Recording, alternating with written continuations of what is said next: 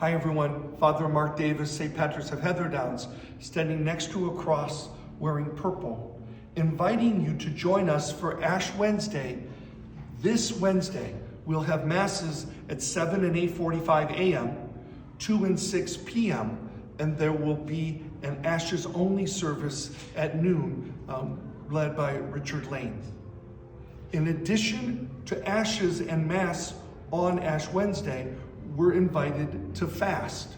That means 1 full meal and 2 small ones, and no meat on Ash Wednesday and on Good Friday. In addition to fasting, we are called to abstinence from meat, which will be every Friday during Lent. Now, why do we fast? Everyone has always asked, why do we give things up, and how does starving ourselves have to do with our relationship with God?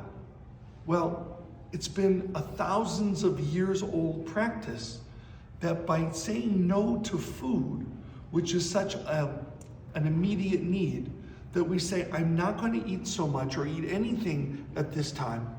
And then with that hunger for food, that really isn't that tragic, I'm going to ask God to fill me.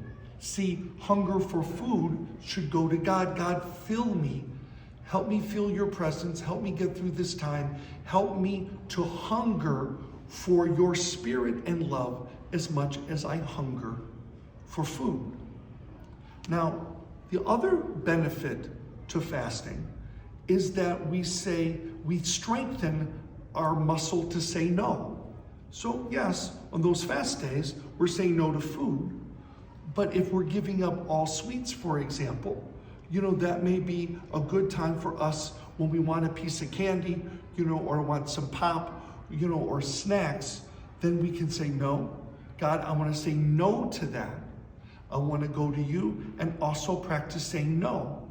For myself, if I say no to little cravings that are food-based, it also helps me then to say no to bad words, or to say something awful to someone, or to be able to say no to other temptations that are much more serious to my soul. So as we begin Lent on Wednesday, we need to have a plan.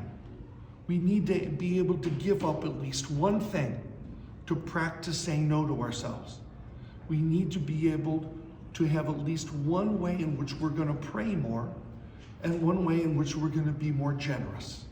So I invite you right now, start writing down your plan, right? What are you going to do in those categories, and how are you going to make this Lent the best Lent you've ever had? So by the time we get to Easter, all of us are ready for Jesus to come and rise in a new way in our life. God bless you. Happy Lent.